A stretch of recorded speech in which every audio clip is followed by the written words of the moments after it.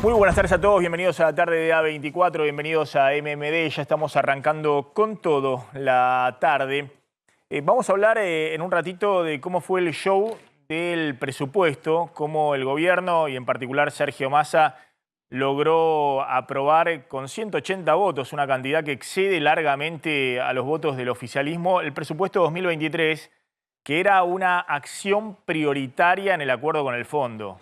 Era fundamental para la conducción económica que se aprobara el presupuesto 2023 y Massa hizo una negociación política con la cual logró aprobar el presupuesto en medio de acusaciones cruzadas en la oposición respecto a quién apoyó al gobierno y quién no. Vamos a hablar cuál fue el rol de Milei en la aprobación de un nuevo impuesto, una tasa para los viajes en avión y cuál fue el rol de Juntos por el Cambio acompañando el presupuesto, aunque imponiendo también algunas condiciones importantes que de alguna manera facilitaron y destrabaron la aprobación del presupuesto 2023.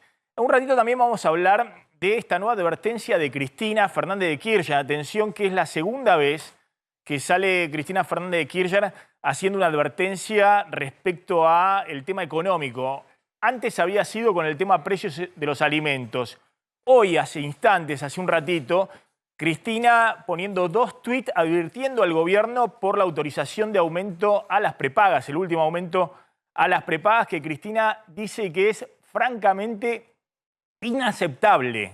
Atención, porque es directamente un mensaje al gobierno, porque el aumento de la medicina prepaga tiene que ser autorizado con anticipación por parte del gobierno y esto es lo que considera Cristina que es francamente inaceptable, un mensaje directo al presidente Alberto Fernández.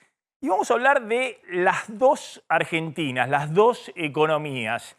Fíjense, una tiene que ver con esta, con la cola en ANSES, por tercer día consecutivo, larguísimas colas en toda la ciudad y en todos los centros de ANSES, en todo el país, no solamente en Ciudad de Buenos Aires, Gran Buenos Aires, sino en todas las provincias. Gente que en el día de hoy, aparte con lluvia acá en el área metropolitana, está haciendo fila para poder inscribirse por los 45.000 pesos.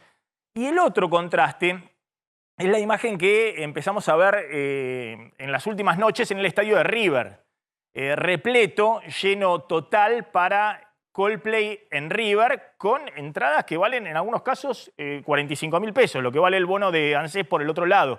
Son las dos Argentinas, ¿no? Una Argentina que por un lado tiene poder adquisitivo y está en una situación de revancha del consumo, está desesperada por consumir lo que no pudo consumir en la pandemia y llena 10 estadios de River, con entradas, insisto, que son precios importantes, son precios que en muchos casos significan la canasta alimentaria o este refuerzo que el gobierno pretende dar en los dos últimos meses del año por el tema ANSES para 1 millón de personas indigentes. Y la otra Argentina es, bueno, la Argentina de todos los días, donde hay un aumento fuerte de la pobreza en este segundo semestre por la aceleración de la inflación y también la desesperación del gobierno en medio del ajuste con el FMI de ver cómo hace para transferir ingresos a aquellos que no llegan a comprar una canasta básica alimentaria.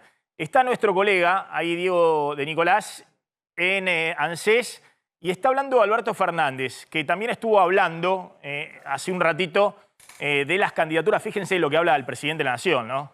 Es una cosa insólita. Solo, ahora vamos a hablar, un acuerdo político con la oposición que le permite al presidente seguir gobernando, en este caso con presupuesto, es lo que permite que el presidente se dé el lujo de hablar de cualquier cosa. Por ejemplo, su candidatura presidencial para la reelección el año que viene. Así como la oposición lo ayudó, lo llevó a UPA con el acuerdo con el fondo en marzo, votándole el acuerdo con el FMI, ahora logra, con la gestión de Sergio Massa, aprobar el presupuesto y esto permite que el presidente se dedique a hablar de cualquier cosa. A ver qué está diciendo ahora. Parte integrante de esa empresa. Y eso es muy importante para el desarrollo de cualquier empresa y de cualquier proyecto. Definitivamente los que yo sigo en estos días han vuelto a aparecer debates y yo siempre digo lo mismo, reflexionemos y tengamos en claro que hay dos Argentinas. Y hay dos posibilidades de construir la Argentina. Nosotros sucedimos a un gobierno que durante su gestión cerró 25.000 pequeñas y medianas empresas. Y nuestra tarea es recuperar a cada una de esas pymes y multiplicarlas, porque allí está el verdadero desarrollo de la Argentina. Y entonces cuando uno ve que nos proponen que quieren volver para abrir la importación, porque la importación restringir importaciones solo facilita lo que ellos dicen, la protección a la industria nacional. Nosotros decimos todo lo contrario. Nosotros creemos que esas 25.000 pymes se cayeron en gran medida porque abrieron importación, privaron la inversión argentina, privaron el trabajo argentino y la destruyeron. Y nosotros no creemos en eso. Nosotros creemos en esto que estamos viendo. Pequeñas y medianas empresas de todo el país, buscando ver cómo pueden asociarse, cómo van a emprender, cómo pueden emprender nuevos proyectos, cómo podemos multiplicar el desarrollo y el crecimiento de esas pymes. En un país donde su Producto Bruto Interno, el 70%, es consumo interno. O sea, dense cuenta la potencialidad que tiene la pequeña y mediana empresa. ¿Cómo no prestarle atención? El presupuesto del año 2019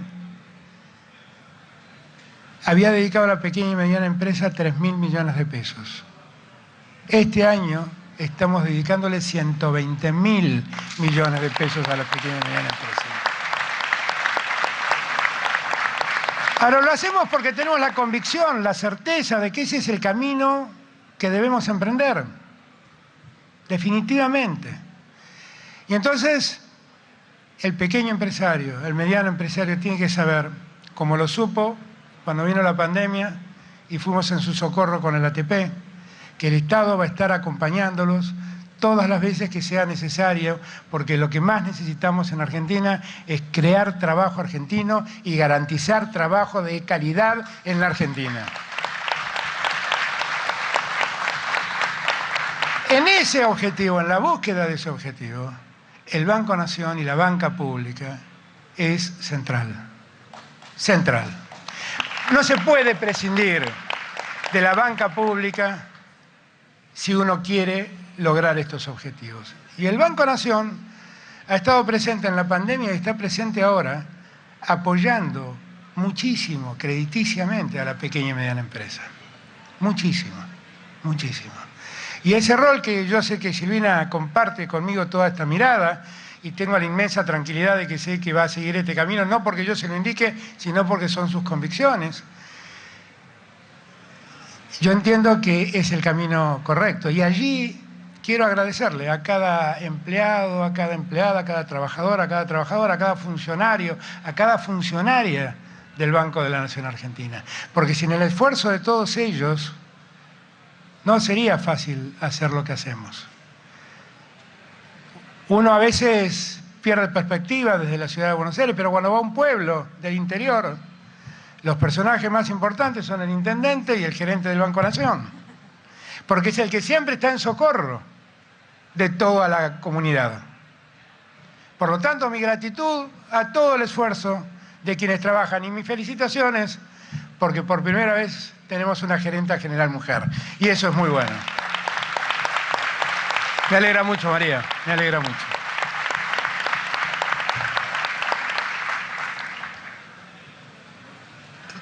Creo que nosotros tenemos que seguir el camino que hemos iniciado. Creo que este es el camino correcto. ¿Tenemos dificultades? Claro que tenemos dificultades. No perdamos nunca de vista que estamos transitando el peor tiempo de la historia. O sea, uno pierde noción, porque yo siempre, el otro día lo reflexionaba en CEPAL. Nosotros no lo medimos, pero nosotros somos sobrevivientes de una tragedia que ha sufrido el mundo. Somos sobrevivientes, somos exactamente eso. No sabemos cuántas personas murieron como consecuencia de la pandemia, pero sabemos que fueron por lo menos 6,5 millones de personas. Y los cálculos que hace la Organización Mundial de la Salud por muertes no registradas de COVID lleva ese número por arriba de los 10 millones de personas. Miren la tragedia que hemos superado. Y la superamos con un esfuerzo mancomunado, donde el Estado, como decía recién Andrés, cuando el sector privado necesitaba auxilio, fue en su socorro con crédito, fue en su socorro con el ATP, y la verdad es que estamos muy contentos de haberlo hecho. Cuando lo hacíamos, muchos nos decían, qué barbaridad, ¿cómo le están pagando el sueldo a los empresarios? No le pagamos el sueldo a los empresarios, le pagamos el sueldo a los trabajadores. Y no lo hacíamos solo pensando en los empresarios, lo hacíamos pensando en que esa empresa, el día que termine la pandemia, siga de pie, puedan seguir trabajando y recuperen el trabajo y lo multipliquen. Nosotros hemos podido superar ese tiempo y cuando estábamos superándolo y cuando ya parecía que todo terminaba, apareció el flagelo de la guerra. Y eso nos ha puesto en un nuevo desafío. La guerra le costó a la Argentina 5.000 millones de dólares. En energía, en alimentos, en fertilizantes, 5.000 millones de dólares. Y acá estamos peleando. Pero en la pelea que nosotros queremos dar para adelante, no es la pelea que proponen otros, ¿eh? Otros dicen, la Argentina que se viene tiene que restringir derechos. En la Argentina que se viene, los que trabajan tienen que perder los derechos. En la Argentina que se viene, no debe haber nada público, las empresas públicas tienen que ser privadas, y alguno debe estar pensando también en privatizar el Banco Nación, o en privatizar el Banco Provincia. En la Argentina que se viene, y en la Argentina que nosotros queremos, lo único que buscamos son más derechos para los que trabajan, más derechos para las mujeres, más derechos para cualquier género, más igualdad social, mejor distribución del ingreso, y eso solo lo vamos a lograr con crecimiento, con inversión. No hay otro modo, no hay otra manera. Así es que para mí es una enorme alegría poder compartir este encuentro entre ustedes. Me alegra mucho que las 5 empresas que había en el 2019 se convertirán a fin de año en 30. Ese es el camino, Andrés, ese es el camino que hay que seguir. Y trabajar todos juntos, todos unidos. El Banco Nación tiene una gran presidenta, tiene un querido presidente cordobés, amigo de toda la vida, tiene muy buenos directores, tiene grandes funcionarios en sus empresas como Alberto. Vamos a seguir trabajando todos juntos, vamos a poner de pie a la Argentina y no vamos Bueno, ahí a estaba dejar Alberto Fernández. Y ahora vamos a hablar con Gustavo Marangoni y está Emiliano Jacobiti, diputado de Evolución en la Unión Cívica Radical, por el tema de presupuesto. Porque Gustavo decía algo muy interesante, que dice, Alberto Fernández habla de lo que todos queremos olvidar, que es la pandemia. Sí, es recurrente, ¿no? Es una cosa... Esto está medido, digo, no es solamente, Sí. obviamente, en mi opinión, digamos, personal, pero está medido en todas las encuestas, ¿no? Es algo que aquí, y creo que en otras latitudes, es como que la gente quiere dejar atrás. Además, yo no sé si políticamente también para el propio Poder Ejecutivo es bueno recordar las características y las virtudes por las cuales transitó. Él considera que ha sido un muy buen rol en la pandemia. Pero obviamente una mayoría considera que no. Pero lo insólito es que él esté anclado en eso, digamos, como una justificación de su fracaso del gobierno. No tiene, todavía le queda un año y en vez de resaltar el futuro, se queda anclado en el pasado. Ahora volvemos con el tema. Lo tengo a Diego de Nicolás en una fila de ANSES. Diego, ¿estás ahí? ¿Dónde estás?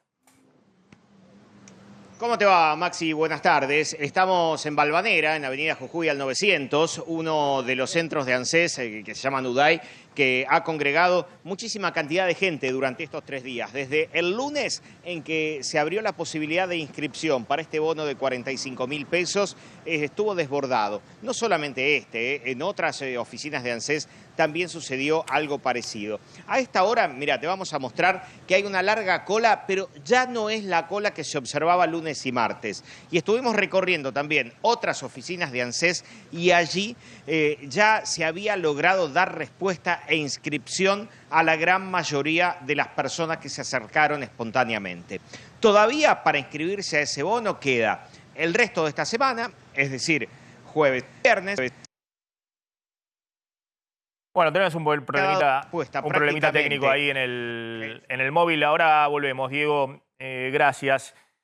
Bueno, ayer se aprobó el presupuesto 2023 que estaba en el acuerdo con el fondo como acción prioritaria. Y era uno de los grandes temas del FMI en su último informe, por el temor a que un sector del gobierno votara en contra.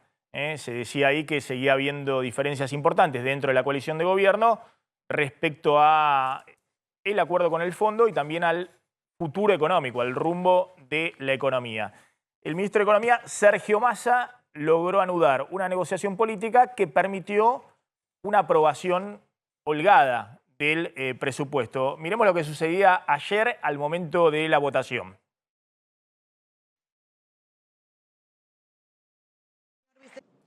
Por secretaría se dará lectura del resultado de la votación. 180 afirmativos, 22 negativos, 49 son las abstenciones. Resulta afirmativa. Quiero aprovechar y agradecer la presencia de todo el equipo económico que nos acompañó durante la jornada, del señor vicejefe de gabinete y del señor ministro de Economía, el doctor Sergio Massa.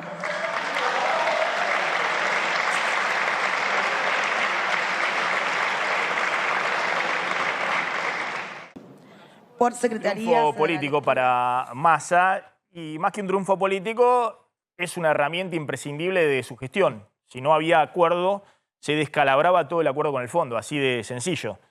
Porque el FMI fue muy duro en la última revisión respecto a que había que ordenar todo el tema del gasto público y la recaudación en el presupuesto. Y ojo que después queda cumplir el acuerdo y cumplir el presupuesto. Es decir, el presupuesto tiene algunos supuestos que son muy probablemente no cumplibles el año que viene. Por ejemplo, que la inflación va a ser del 60% y todo eso va a tener que revisarse. Lo que sí va a tener que cumplirse es que la Argentina achique el déficit fiscal el año que viene, y para eso en el presupuesto y en el acuerdo con el fondo hay una reducción en términos reales, en términos del PBI, de una serie de partidas que en un ratito vamos a contar y que venimos mencionando. La reducción del déficit fiscal tiene que ver con reducir la cuenta de subsidios energéticos, subsidios económicos. Eso implica aumento de tarifa el año que viene, por lo menos al ritmo de la inflación. Tiene 0,7% del PBI de reducción de partidas sociales, de planes sociales. Vamos a ver cómo hace Massa para instrumentar eso en un año electoral. Tiene una reducción en términos reales de todo el tema de pensiones, es decir, el sistema jubilatorio, que tiene que ajustarse como este año por debajo del ritmo de la inflación. Tiene también ajuste de transferencias a provincias, es decir, es la única forma de reducir el déficit fiscal el año que viene, y eso es bastante complejo desde el punto de vista político en un año electoral para el oficialismo. ¿Cómo logró el gobierno llegar a la aprobación del presupuesto? Bueno, primero, ¿cómo consiguió el quórum? Con diputados de la Unión Cívica Radical Evolución, el sector que se referencia con Martín Lustó, y en la Cámara de Diputados con Emiliano Jacobiti, que está acá presente, diputados radicales que se sumaron, tenemos una placa ahí, y la pregunta de por qué no estuvo en el quórum Máximo Kirchner, el líder de la Cámpora, cuando el primer test que tenía el oficialismo era cómo conseguir el quórum, cómo conseguir los 129 diputados. Ahora vamos a ver el tema de cómo se votó. 180 votos positivos, 22 negativos, 49 abstenciones, siendo que el oficialismo tiene 116 votos. 116, incluyendo la presidencia. Sí. Claro, y consiguió 180 votos, 60 largos de otros sectores. Bueno, ¿quiénes votaron en la oposición? 118. El oficialismo 116. Bueno, 118, consiguió 180. ¿Quiénes votaron a favor del presupuesto? Bueno, como decíamos, diputados de la Unión Cívica Radical, diputados de la Unión Cívica Evolución, diputados del Interbloque Federal. Estos son los que se referencian con Roberto Lavagna y con Schiaretti, más los socialistas de Santa Fe. por ejemplo, Randazzo. Por ejemplo, Randazzo, por ejemplo, el Topo Rodríguez, que es el hombre, Graciela Camaño también. Bueno, diputados de Provincias Unidas. ¿Quiénes se abstuvieron en el presupuesto? El PRO y la Izquierda Unida, que tiene 4 diputados. Exactamente, el Frente de Izquierda de los Trabajadores. Y quienes estuvieron en contra del presupuesto, la coalición cívica, Expert y los libertarios. Esos fueron los 22 votos en contra. ¿Cuáles fueron las concesiones del oficialismo para aprobar el presupuesto 2023? Una cláusula gatillo que establece que si el 31 de agosto del año próximo la inflación acumulada supera en 10 puntos la meta anual del 60% de inflación que puso Massa en el presupuesto, el Ejecutivo se compromete en el plazo de 30 días de enviar un nuevo proyecto de ley de ampliación de gastos, es decir, no puede ampliar los gastos por esa mayor inflación y mayor recaudación en consecuencia de manera discrecional vía decreto. Otra de las concesiones que hizo Massa para la aprobación del presupuesto fue el retiro de un artículo que permitía, por ejemplo, subir retenciones. En realidad era la extensión de facultades delegadas hasta el 31 de diciembre del 2023. Obvio que no había chance de que esto pasara y Massa lo sabía perfectamente. Y si pasaba, no había chance de que el gobierno suba retenciones en el año electoral. No lo pudo hacer este año, lo va a hacer en el año electoral, pese a que es un reclamo del Fondo Monetario, pero Massa lo puso ahí para negociar, para mostrar que cedía frente a los diputados de la oposición. Y después un aumento de partidas de subsidios del transporte, de pasajeros, algo que están reclamando hace rato los gobernadores de distintas provincias, sobre todo el Norte Grande, en la situación de desigualdad que tienen con el área metropolitana. Eso permitió conseguir los votos al oficialismo. Paralelamente se rechazó, ahora vamos a hablar, el tema de que los jueces paguen ganancias, 134 votos en contra y 118 votos a favor. De nuevo, jamás pasó por la cabeza del Ministerio de Economía que esto pueda pasar en medio de la discusión del presupuesto, pero una votación en la cual la oposición termina ganando, bueno, son esas cosas que sirven para la negociación y para pasar el tema de fondo que necesitaba Massa, que era el presupuesto 2023, porque si no se le caía todo el andamiaje de la política económica.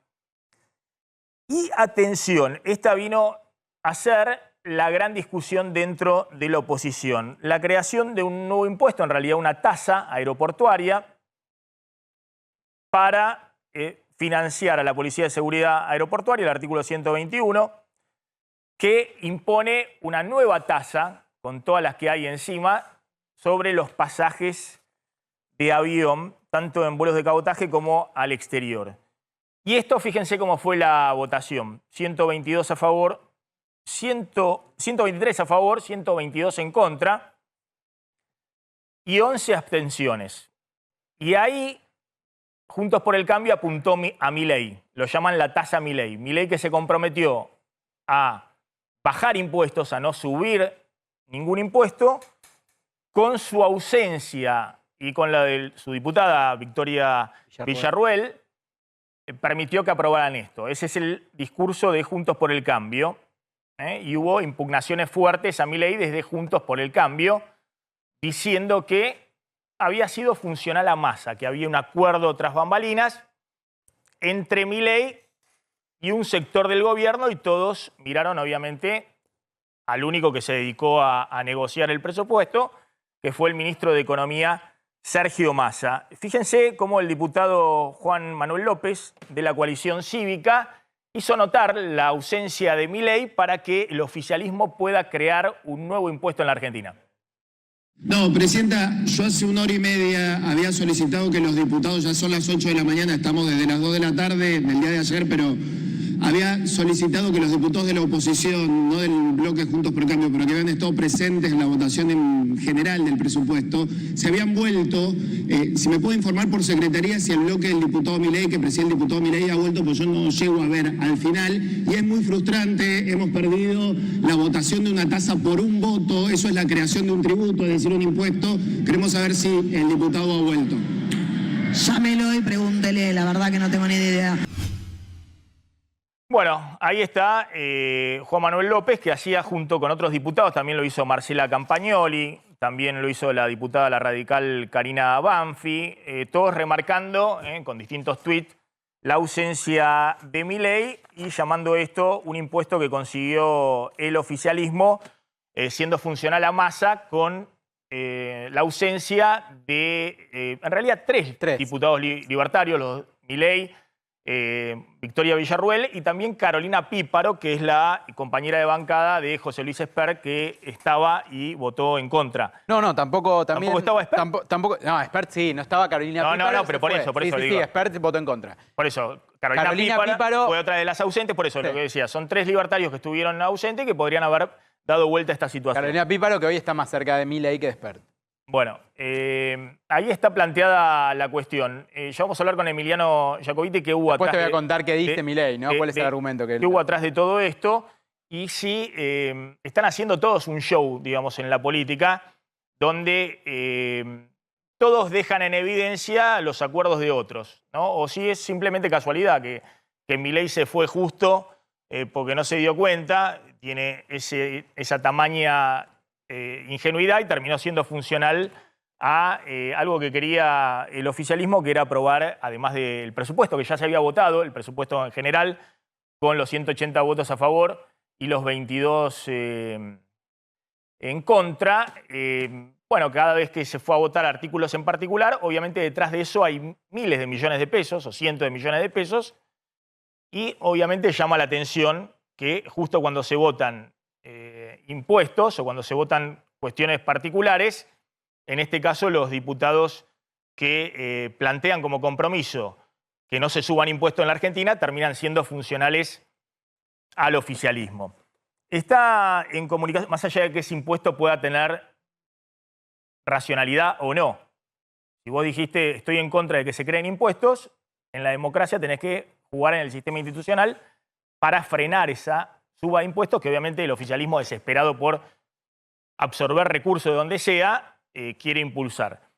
Está en comunicación Felipe Baravalle, que forma parte del sector de aeronavegación. Gracias, Felipe, por atendernos. Muy amable. ¿Cómo es esta nueva tasa? ¿Qué tal, Maxi? ¿Cómo están? Mirá, primero es una sorpresa para toda la industria. La verdad que no estábamos al tanto de que entraba en el presupuesto y se debe discutir así. La tasa sería en principio el 0,25% del sueldo de personal de policía aeroportuaria, entiendo que de los de menor escalafón. Es decir, va a ser una tasa dinámica, en la medida que se vaya ajustando, va a ir ajustando su valor, y esto va a haber que volcarlo dentro de los pasajes de alguna forma, en la medida que se ajuste el sueldo del personal de la policía aeroportuaria. Obviamente, para nosotros no terminamos de acomodarnos del dólar Qatar, que ya aparece un nuevo impuesto. Veremos cómo se vuelca después en los sistemas más adelante, si se confirma del todo. Pero es otro impuesto sobre el que tenemos que pagar impuestos. Para entender, en esta velocidad desde que se creó el impuesto país, la percepción del 35, que se subió al 45, que después se puso el dólar Qatar de 25, y además tenemos un 5% de impuesto por pago en efectivo, se suma este impuesto, y por todos esos, las líneas aéreas pagan impuesto al cheque por hacer el cobro y entrego al Estado. Con lo cual, no conseguimos de nuestro lado que el Ministerio de Turismo regularice esa situación, se lo hemos pedido varias veces.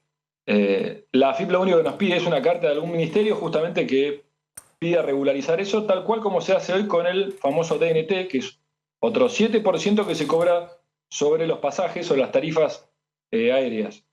Estamos llegando ya a un 115% aproximadamente de sobreprecio en impuestos para los pasajes al exterior. Y en este caso la novedad también se aplica a domésticos. Felipe, a ver, más allá de que los impuestos para pasaje al exterior tiene que ver con esa situación ridícula del descalabro macroeconómico de la Argentina y las dificultades que tiene el gobierno para tratar de encarar la cuestión de fondo, que es cuál va a ser tu tipo de cambio, por qué tenés el cepo. Entonces se van poniendo parches de todas maneras y eso termina en esta situación ridícula que tenés más impuestos que pasaje, ¿no? Más impuesto que el propio valor del pasaje. Ahora, esta tasa de financiar con una tasa en particular a la Policía de Seguridad Aeroportuaria que opera en los aeropuertos, ¿es algo que tiene sentido financiarlo con algo específico que paguen los que viajan y no el resto de los argentinos? A nuestro modo de ver, no. Porque de hecho ya la policía tiene dentro de sus responsabilidades una cantidad de cuestiones que las ha delegado en privados, por los cuales las líneas aéreas hoy tienen que pagar por servicios dentro del aeropuerto que deberían ser responsabilidad y tareas propias de la policía aeroportuaria y no se están dando, por ende las compañías aéreas pagan seguridad privada dentro de los aeropuertos. Y también lo que resulta muy extraño de explicar es cómo los pasajeros van a terminar financiando una fuerza federal que ni siquiera es exclusiva de los aeropuertos. Es decir, se llama Policía de Seguridad Aeroportuaria, pero sabemos que el sistema judicial utiliza los recursos de la policía para allanamientos, no sé, en el conurbano, en cualquier lugar del país. Gracias. Y los vemos muchas veces en esos lugares, con lo cual ni siquiera es que va a ser exclusivo de aplicación para la industria. Entonces ahí también la gran preocupación y no sabemos cómo volverá esto eventualmente en el sistema. Felipe, gracias, muy amable. Muchas gracias a ustedes. Ahí está el director ejecutivo de compañías aéreas. Están Gustavo Marangoni y Emiliano Jacobiti. Gustavo, ¿cómo evaluás políticamente este presupuesto que le permite a Massa, de alguna manera, poder continuar con la política económica el año que viene? Sabes que el comienzo del programa, con todo lo que viste, pienso en el ajedrez, ¿no? Pienso un rey en el tablero de ajedrez que se mueve rodeado de peones, una reina rodeada de alfiles y una torre, digamos, que se maneja hacia el costado y hacia adelante y atrás de acuerdo a las necesidades que le impone la realidad. Obviamente que me estoy refiriendo al presidente, a la vicepresidenta y al ministro de Economía.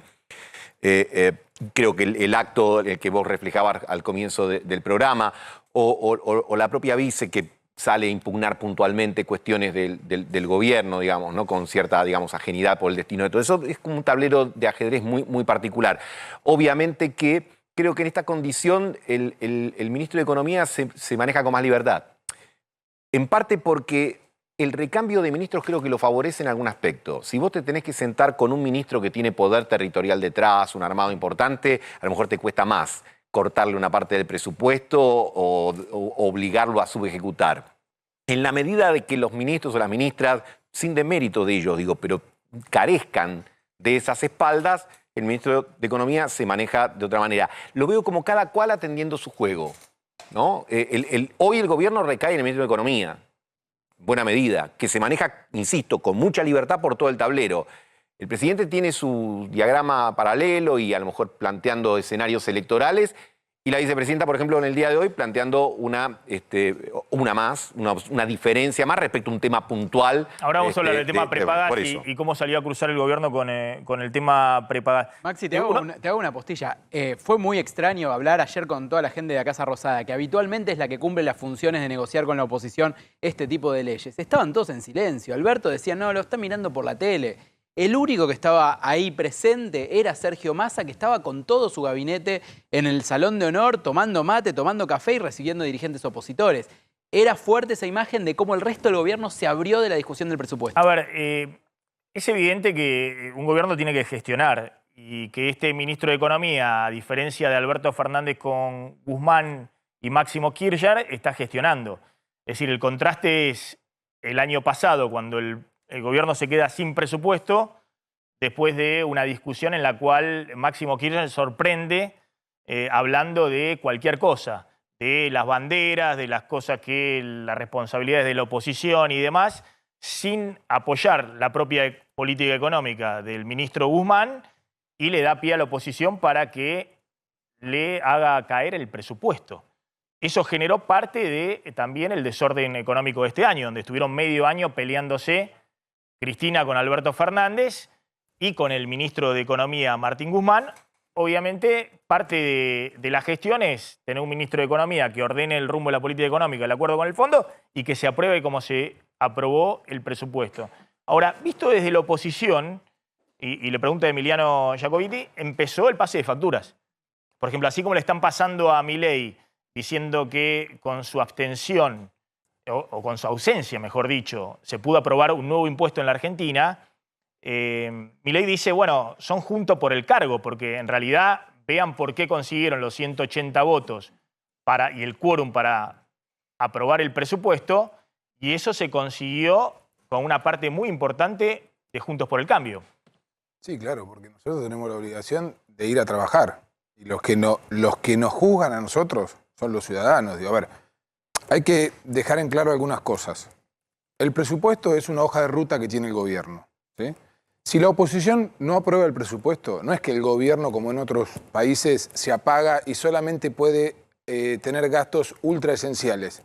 Acá, si la oposición no aprueba el gobierno, en año electoral queda a tiro de decreto absolutamente todo. O sea que porque la oposición... Como este año.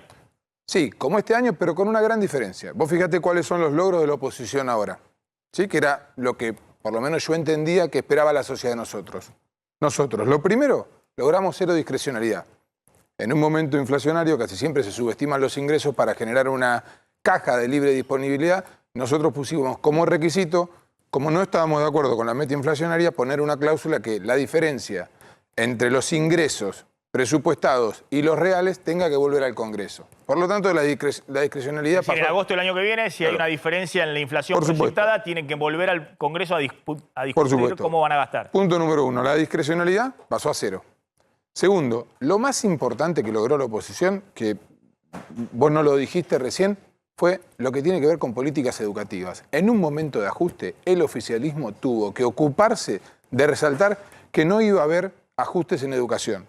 Arrancamos desde un punto con un presupuesto que tenía ajuste en educación, y esto hay que decirlo, porque también a diferencia de la vez pasada, esta vez el gobierno dijo, bueno, vamos a ir todos al Congreso a explicar. En esas idas y vueltas terminamos con un presupuesto que, dentro de todos los ajustes que vos dijiste, no nombraste educación. ¿Y por qué no nombraste educación? Porque fuimos discutiendo, fuimos consiguiendo más plata para becas Progresar, más plata para las universidades, más recursos, más actualización por inflación, más actualización para el Fondo de Incentivo Docente, y encima tanto se instaló esa discusión que al final de la noche el gobierno tuvo que decir vamos a aprobar una cláusula donde ponemos que hay un piso donde no puede haber ajuste por inflación, ajuste en la educación. Y encima, como si fuese poco, logramos bajar el impuesto a las ganancias. ¿De qué manera? De una manera inteligente, ¿sí? Porque la Argentina es cierto que es un país que tiene restricciones y nosotros logramos que toda aquella persona que manda a sus chicos a la escuela, que siempre tiene una inversión que hacer, por más que vaya a una escuela pública o a la escuela que vaya, ahora lo puede deducir de ganancias. O sea que logramos bajar el impuesto a las ganancias de manera inteligente. Como antes vos podés deducir una prepaga, podés deducir el alquiler, podés deducir los intereses de tu casa habitación, ahora vas a poder deducir hasta el 40% del mínimo no imponible de lo que vos gastás en la educación de tus hijos. Vos sabés que ese punto en particular, que resaltó creo que también el diputado Martín Tetaz, que no sé si forma parte del espacio de ustedes. Sí, claro. Parte también del espacio... Él y Ale Cacase fueron los principales impulsores de la cláusula de gatillo. Claro, publicó una serie de tweets en los cuales también resalta ese punto que vos decís, que no estaba en el proyecto original. Ahora, salió a cruzarlo esta semana con un tuit Hernán Lacunza, que fue el ministro de Economía de Macri, diciendo que en una sociedad donde hay más del 50% de inflación, de pobreza, con una cantidad de chicos enorme bajo la línea de pobreza, donde hay prioridades obviamente muy acuciantes, bueno, se hace esto que es una baja de impuestos para sectores de clase media. No, bueno, se hace una baja de impuestos para los sectores que invierten en educación.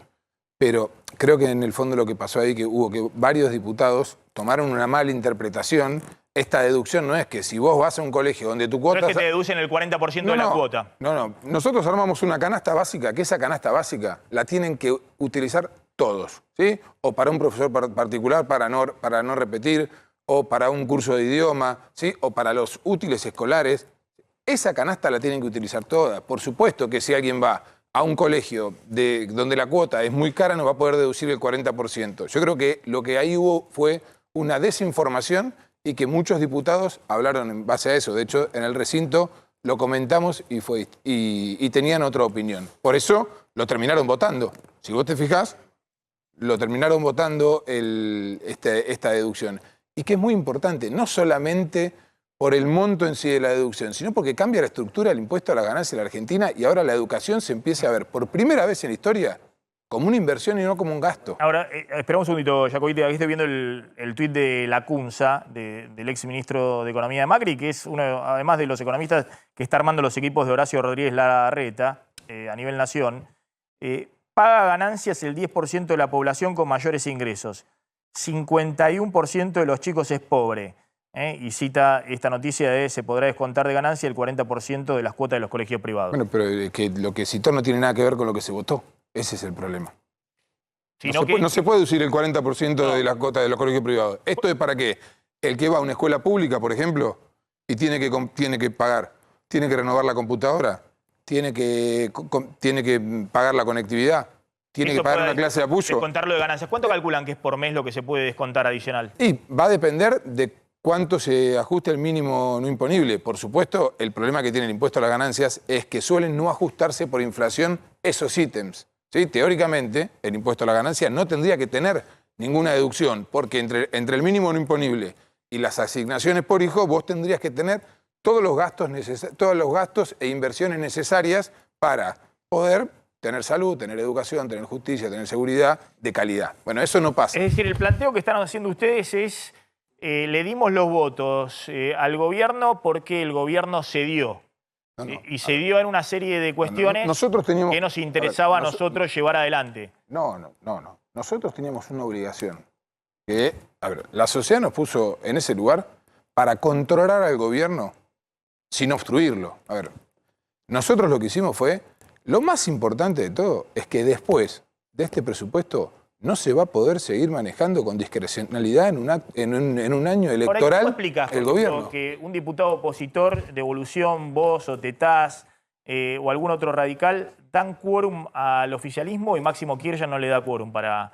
No está en el momento del quórum para votar el presupuesto? Y yo lo entiendo porque, por ahí Máximo Kirchner preferiría otra cosa. Nosotros lo que necesitamos era bajar impuestos, que no se ajusten a educación, que no haya discrecionalidad, que bajo ningún punto de vista se intervenga o se lesione el Poder Judicial como se pretendía, porque también acá hay que decir algo, que yo lo dije en mi intervención en la Cámara. Uno de los diputados y varios de los diputados del oficialismo fueron claros. Dijeron, nosotros tenemos que darle un golpe al lawfare. ¿Cómo? Sacándole un privilegio.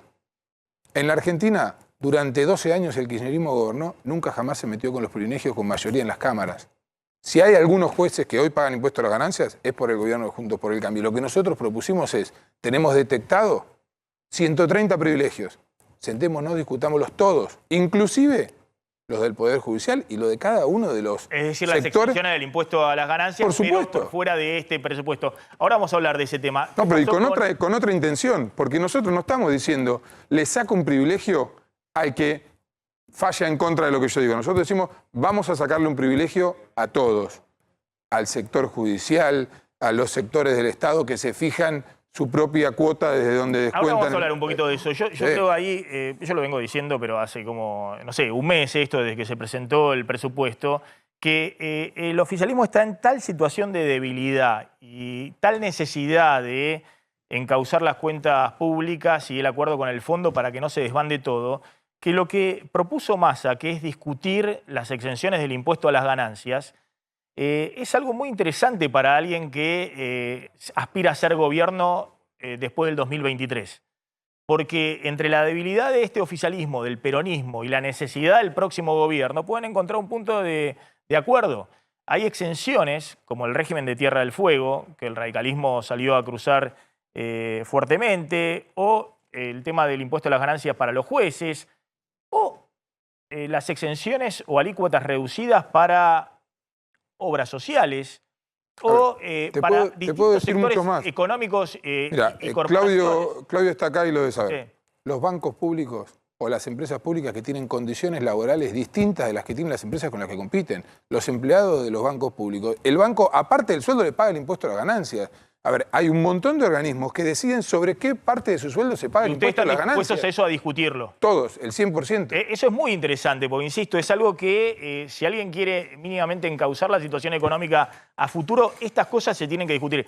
E insisto, estos son temas que salen de la cuestión ideológica. El tema de la exención de ganancias para los jueces es algo que desde los 90 viene presionando muy fuerte el FMI.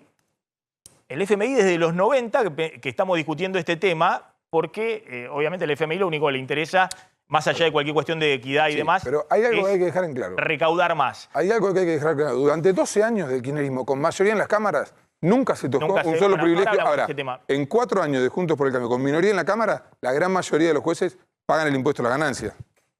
Creo que no es la mayoría, Sí, sino sí. son los nuevos jueces. Sí, bueno, No. si te pones a pensar, son la mayoría. Bueno, ahora vamos a hablar con alguien que sabe exactamente del tema. El tema del impuesto a la tasa de los pasajes de avión, que generó el cruce entre Milei y Juntos por el Cambio. Claro, recordamos, se aprobó por 123 votos contra 122, es decir, por un voto. Hubo varios ausentes, entre ellos se destacó la ausencia de Javier Milei, su coequiper, que es Victoria Villarruel, y Carolina Pípero, que hoy juega con Milei. Bueno, ¿qué argumentó Javier Milei? Planteó esto: como regla general, nuestro bloque participa de las votaciones en particular solamente si previamente apoyó el proyecto en general. Es decir, votan el proyecto en general. Si votan en contra, después se van y no participan del resto de la discusión. Esto es lo que argumenta Milei. Y dice el comunicado textualmente: como en este caso rechazamos la iniciativa, nos retiramos del recinto porque no formamos parte de las tranzas de la casta que se producen ante cada votación artículo por artículo. Ese fue el motivo de nuestra ausencia. Esta es la explicación formal que da Javier Milei. No voté en general, me retiro en particular. La interpretación ¿Ustedes corre votaron a a favor cuenta de de ese cada nuevo uno. impuesto? ¿Ustedes votaron en contra? Sí, nosotros tomamos un compromiso de que no íbamos a generar Es nuevos raro el impuestos. argumento, Macri. Incluso en esta sesión, como te decía, bajamos un impuesto a través de la extensión a la educación. Intentamos ¿Y qué hacerlo. pasó? ¿Cómo la oposición no pudo conseguir un voto más o 2 votos más para dar Sí, vuelta? hay que decir también que faltaba un diputado de Evolución. Sí, esto también hay que decirlo. Faltaba un diputado radical del radicalismo por Corrientes. Y también faltaba Gustavo Santos, que es el Del PRO. exministro de Turismo de Macri, que presuntamente llegó tarde a la sesión porque estaba volando. Pero sí hay un diputado. Cada uno de ellos. Sí hay un diputado de tu bloque. Cada uno de ellos deja en claro por qué no estaba en ese momento, ¿no? Pero en definitiva no estaba. El de tu bloque, ¿por qué no estaba? ¿Te acordás? Porque tenía que viajar, estuvo en toda la sesión, 2 votaciones antes se retiró, tenía obligaciones que cumplir en Santa Fe, la sesión cada vez era Ahora, más nadie larga. habló con Milei para decirle, A ver. como han hablado en otros momentos también, porque acá se habla también de que Juntos por el Cambio va a dialogar con los libertarios y demás para conseguir mayorías. Nadie habló con Milei para decirle, frenemos esta nueva tasa, este nuevo impuesto. A ver, todos entendemos que los que dicen que están en contra de las nuevas tasas y los nuevos impuestos, votan en contra de las nuevas tasas y los nuevos impuestos. Eso de que si la regla fuese así, solamente tendrían que haber participado de la sesión los que dieron quórum. Digamos, uno después trabaja sobre cada uno de los puntos en particular. Y también hay que decir que el diputado Domingo Amaya, que es de Encuentro Federal, el bloque que se encolumna detrás de Emilio Monzó, del peronismo de Tucumán, pero dentro de Juntos por el Cambio votó a favor de esta tasa. Digo, para plantear todo el escenario completo, pero sí, el argumento es extraño. Yo por lo menos no tengo recuerdo de que algo así haya pasado en la Cámara, de decir, si voto en contra en general, después no participo del resto de la sesión. Bueno, es muy importante que el diputado Milei aclare estas cuestiones, porque justamente si no quiere contribuir con la casta, hay que disipar las sospechas de una negociación funcional al gobierno detrás de bambalinas, ¿no? Es decir, una negociación en la cual uno dice, yo rechazo todo, pero termina siendo funcional algo que quería directamente el Ministerio de Economía, que era poner esa tasa, es decir, ese impuesto. Porque este argumento de no les voto nada porque son la casta, bueno, para algo existe el Congreso, ¿no? Estaba claro que Milei no iba a poder frenar la aprobación del presupuesto. Más allá de si eso era razonable o no, acá explicó Jacobiti que si frenaban el presupuesto, el oficialismo iba a tener más discrecionalidad el año que viene para hacer lo que fuera. En un año además de electoral. que contribuía un poco al descalabro económico, porque acá el que se está pidiendo el presupuesto es el FMI, que dice si no hay presupuesto para el 2023 no hay acuerdo, está escrito, está en el último documento del Staff Report. Ahora, después cuando empezás a decir, bueno, ¿qué impuestos van a subir, qué impuestos van a bajar? Tenés que ponerte, sentarte y votar y rechazarlo y ver si los votos dan para rechazar eso. Si no, da la sospecha de que se dice públicamente una cosa y tras bambalinas se negocia otras cosas con los funcionarios de este gobierno. que todos consideran que son muy malos y que todos los rechazan, pero después terminan en los hechos. Esta es una tasa que se va a pagar y la van a pagar todos los que viajen en avión, más allá de la razonabilidad de la tasa, los que decían que no querían crear impuestos, va a haber un nuevo impuesto. Está Natalia Bolosín. Doctora, gracias por atendernos, muy amable. Bueno, queríamos hablar con usted, doctora, de este tema de la exención del impuesto a las ganancias, que finalmente fue rechazado por una mayoría de la oposición en el día de ayer. Y, bueno, creo que se suspendió la reunión que tenían la Asociación de Magistrados con Cristina Fernández de Kirchner para discutir este tema. Como economistas siempre decimos, bueno, no es razonable que haya este tipo de exenciones que incluye hoy a jueces, fiscales y empleados judiciales de cierto rango. Pero ¿cuál es el argumento jurídico? El argumento jurídico que a favor o en contra, porque en realidad comprende a todos y todas, digamos, cualquier persona en la Argentina que trabaja en un poder judicial de la nación o de una provincia o en algún ministerio público, fiscal o de la defensa, cualquiera sea el cargo que tenga, digamos, la persona que cambia lamparitas, bombitas, o limpia los despachos, o sirve el café, o busca y lleva expedientes de un lugar a otro, o firma sentencias como juez o jueza, hoy en la Argentina no paga ganancias, salvo que haya ingresado a esa función después del año 2017, que fue cuando se empezó a aplicar esa ley de la que hablaba Jacobiti, que se aprobó por impulso entonces de Garabano en el año 2016. La explicación jurídica para esa es ninguna, digamos. O sea, la excusa es un artículo de la Constitución que establece la intangibilidad de las remuneraciones de los jueces y de las juezas, no de todo el resto que yo acabo de señalar, porque imaginen, digamos, qué nivel de presión para la independencia judicial puede implicar que una ordenanza de un edificio público de la justicia pague el impuesto a las ganancias, o que un secretario o una secretaria de la Corte Suprema pague el impuesto a las ganancias, que es un impuesto que pagan todos y todas en la Argentina, con algunas exenciones, por encima de determinado monto, que por supuesto es injusto, ¿no? 280.000 pesos no parece ser razonable para pagarlo, pero bueno, se paga, ¿no? Lo pagan todos y todas, salvo que tengas la fortuna de pertenecer a esto que es, digamos, lo que yo considero que es un régimen cuasi monárquico que tiene el Poder Judicial en la Argentina, porque este no es el único privilegio que tiene, por cierto, el de no pagar ganancias, ¿no? Hay muchos otros también.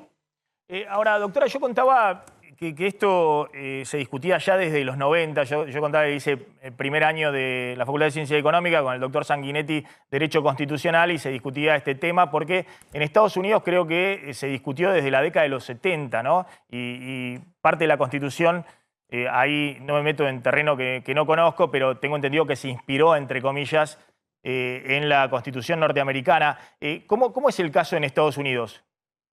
No, lo que pasa es que, a ver, en realidad lo que establece la Constitución es correcto, que efectivamente, como vos bien decís, la Constitución argentina se inspira mayormente en la Constitución estadounidense, pero el sentido es correcto. ¿Qué es lo que viene a decirnos la Constitución cuando dice no pueden tocar o es intangible el salario de los jueces y de las juezas? Lo que está buscando es que no haya una medida excepcional, puntual, destinada, dirigida, digamos, a los jueces y las juezas por parte del Poder Legislativo o del Poder Ejecutivo para afectar su independencia. Ahora, el impuesto a las ganancias no es una medida excepcional dirigida a los jueces y las juezas en la Argentina, es más bien todo lo contrario, es una norma general que se aplica a todos los ciudadanos y las ciudadanas que deben tributar por encima de un piso. Entonces, la pregunta es, ¿está bien el piso o está mal? ¿Es distributivamente justo el impuesto a las ganancias? Bueno, esa es una respuesta que debemos dar en abstracto, no en relación a personas en particular. En todo caso, el piso estará bien, el piso estará mal, los rubros estarán bien, las escalas estarán mal o lo que fuere, pero eso debe aplicarse para todos y todas. No hay ninguna razón. Por cierto, yo considero que además es inconstitucional que no lo paguen. Y esto es también, por ejemplo, lo que consideró el doctor Rosati como conjuez de la Corte Suprema hace unos años en un caso famoso, Gutiérrez, que es inconstitucional porque viola el principio de igualdad. La Constitución dice expresamente que la igualdad es la base del impuesto y de las cargas públicas. No hay ninguna razón que justifique esto, ni en esta Constitución, ni en la de Estados Unidos, ni en ninguna otra. Ahora, el tema de la fórmula que se impuso en el 2017 con la ley esta que impulsó Garabano, de que los nuevos jueces, no sé si alcanza, me imagino que sí, fiscales y empleados judiciales o solamente solamente A todos y jueces. todas. A todos. Sí. Bueno, que deben pagar impuesto a la ganancia, entonces ahí no hay ninguna colisión con la intangibilidad de los sueldos, porque obviamente uno ingresa con un sueldo y ese sueldo ya tiene incorporado la alícuota o el impuesto a las ganancias. Esa fórmula, ¿qué ha significado hoy? ¿Hay un porcentaje de qué magnitud de jueces, fiscales y funcionarios judiciales que pagan impuestos a las ganancias? Porque tengo entendido que esa fue la misma fórmula que en Estados Unidos, donde con el paso del tiempo, bueno, se iban muriendo los jueces y se iban nombrando los nuevos y bueno, ya creo que prácticamente todos los jueces en Estados Unidos pagan impuestos a las ganancias. Sí, efectivamente esa es la fórmula porque lo que buscó fue no, digamos, no violar lo que se llama o lo que conocemos normalmente como derechos adquiridos. Entonces vos ya entrás con un salario determinado. Vos me preguntás cuánta gente paga o cuántos jueces y juezas, que de nuevo no son solo los jueces y las juezas, ¿no? Son todos y todas, cualquiera sea la función que realices. ¿Cuántos son? No son la mayoría, como dice Jacobiti, son más bien la minoría. Entonces, en la Argentina solo a nivel nacional y federal hay 752 magistrados y magistradas. De esos, unos 200, o sea, el 26% apenas paga ganancias. Pero además esto genera todo tipo de inequidades y de cuestiones y situaciones absolutamente ridículas. Por ejemplo, hoy en la Argentina, una jueza o un juez que ingresó después del año 2017 puede estar teniendo un salario menor al que tienen sus empleados, los que le sirven el café o le traen los expedientes o le presentan proyectos de resolución o de sentencia para que firme. Esto es absolutamente ridículo. Entonces, lo que hay que hacer... Entre los nuevos jueces y los viejos funcionarios judiciales o... Exacto, porque además tenés que tener en cuenta, digamos, esto que vos señalás que, bueno, va a ir modificándose, va a llevar mucho tiempo, claro, porque los cargos son entre vitalicios y más o menos, nadie se va a los 65, a los 75, la gente se va quedando, hay regímenes especiales, entonces vos tenés situaciones absolutamente inequitativas en donde un funcionario o una funcionaria de carrera con experiencia que toma temas complejos, que trabaja 20 horas por día, gana menos que la persona que le lleva los expedientes de una oficina a la otra o que le arregla la lamparita y le cambia el tubo de luz en la oficina en la que trabaja. Entonces, por supuesto yo coincido con quienes no lo votaron en un aspecto. Yo creo que lo debieran haber votado, me parece, digamos, te diría que un papelón, porque además fueron ellos mismos los que lo propusieron y lo lograron hacer ley hace apenas 3, 4 años. Pero, digamos, sí coincido en que esta no es la manera, no es en la ley de presupuesto, no es de la noche a la mañana. Pero ¿sabes qué, Maxi? También la excusa de, bueno, esto no se puede hacer así nomás, está siempre, digamos, con esto vienen pateando los gremios judiciales, las asociaciones de magistrados y de fiscales desde hace años. Siempre es, bueno, esto requiere una discusión más profunda de la inequidad del sistema tributario y eso no se discute nunca. Entonces, mientras eso no se discute, todavía hay gente en la Argentina que tiene privilegios y además... Y esto es lo que me parece un espanto, digamos, sobre todo para la ciudadanía, para la gente de a pie que está en la calle. Quienes tienen ese privilegio no son, bueno, qué sé yo, los bomberos, las maestras, son funcionarios públicos que además tienen otros miles de privilegios. Es gente que anda con chofer, que le sirven el café personas disfrazadas de mayordomo, que tienen 1 mes y medio de vacaciones por la feria judicial, que si quisieran trabajarían 6 horas por día. Entonces... digamos, ¿cómo le explicas eso a la gente, especialmente en un país en el cual casi el 80% de la ciudadanía desconfía del Poder Judicial? Parece un chiste. Cada vez que tratamos este tema, familiares, amigos y demás, me recuerdan muy mal, digamos, porque, bueno, se enojan porque son temas un poquito urticantes. Obviamente, quien está en el sistema... Ahora, doctora, también es cierto que no todos los jueces de la justicia argentina ganan 2 millones de pesos, no sé, como la Corte Suprema o algunos jueces de Cámara o de Casación. Me comentaban y me han escrito jueces de tribunales orales en la provincia de Buenos Aires que están con una situación salarial muy compleja, teniendo en cuenta que no pueden hacer otras actividades. Y bueno, obviamente si le aplicás de la noche a la mañana 35% de impuesto a las ganancias, bueno, tienen que ajustarse y realmente tienen funciones... Pero bueno, esa es otra discusión. Mirá, ¿cuál debe ser el salario de los jueces? ¿No? Esto es interesante porque ¿quién fija el salario de los jueces? Es cierto que hay muchas diferencias entre lo que se gana en el Poder Judicial de la Nación a nivel federal y nacional y lo que se gana en otras jurisdicciones. Y también, por supuesto, que es cierto que digamos, nadie pretende sacarle el 35% del salario a nadie de la noche a la mañana. En todo caso, como vos decís, esa será una discusión de recomposición salarial. Claro. Ahora, lo que sí es cierto es que adentro del Poder Judicial hay situaciones de justicia distributiva absolutamente ridículas. Un juez de la Nación, digo, sea de la Corte Suprema, donde sea, no puede ganar 2,5 millones de pesos en la mano. Es inadmisible, digamos. En la Argentina los maestros y las maestras ganan en promedio, promediando las 24 jurisdicciones, con 10 años de antigüedad, bruto, no en la mano, bruto 92.000 pesos. La jurisdicción que más paga, que es Salta, paga bruto 125.000 pesos a un maestro o una maestra. Entonces, a mí me parece que no les da la cara. No entiendo cómo salen a la calle. Sí, yo ahí tengo otra visión respecto a ciertas responsabilidades y demás. Y es cierto que sueldos más altos no garantizan la corrupción. Esto está estudiado, hay paper escritos sobre esto. Por ejemplo, el caso mexicano, donde en una época tenían sueldos muy elevados y la corrupción era flagrante. Pero yo creo que bueno, el tema salarial es otra discusión, ¿no? Que bueno, que no tiene que ver con esto del impuesto a las ganancias. Jacobiti quería decir algo. A ver, hay dos cosas. Porque o habría que haberlo votado, o estaba mal votarlo porque era de la noche a la mañana. A ver, acá no se intentó terminar con un privilegio. Que yo digo, hay que discutir todos juntos, terminar con todos juntos, pero si terminás de a uno, por lo menos es uno menos. Acá lo que se intentó fue, a última hora, meter un proyecto para que un montón de trabajadores, si este proyecto se aprobaba a un montón de trabajadores de la noche a la mañana que viven de su sueldo también, para joder a estos tipos, a un montón. De hecho, el oficialismo no lo votaba. Este proyecto había dos razones por las cuales no podía salir. Primero, porque iba a ser declarado inconstitucional. Y segundo, porque el oficialismo dijo que no lo votaba. Hubo legisladores del oficialismo que dijeron que no lo votaban. Que votaron en contra. Que votaban en contra de este proyecto. ¿Por qué? Porque afectaba a todos los trabajadores del Poder Judicial. Entonces, cuando alguien sabe que no va a poder aprobar un proyecto, vos le das una alternativa de hacer un proyecto escalonado donde vos lo puedas aprobar y no lo quiere aprobar, ¿sabés qué quiere?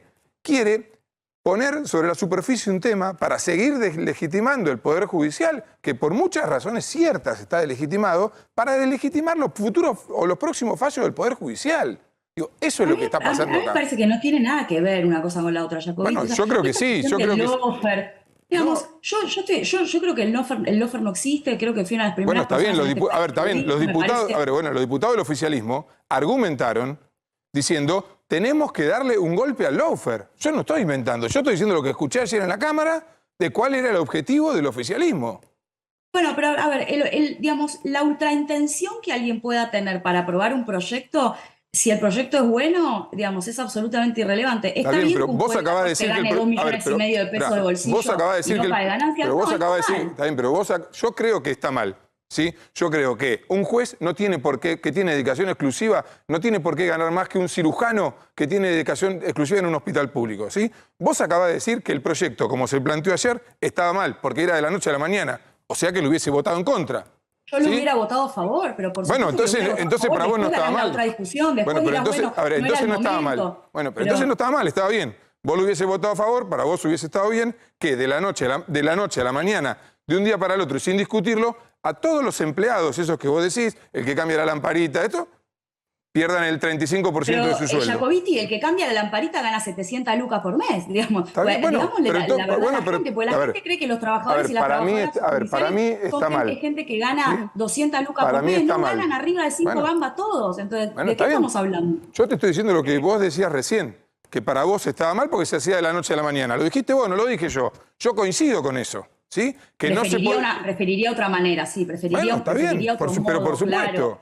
Pero por supuesto, porque también, pero también hay que ser honesto. Cuando algo funciona mal, tampoco es el responsable del beneficio. El tipo que va y labura, entra a laburar y va todos los días a laburar a tribunales, no pidió tener un beneficio. Le interesa laburar en tribunales.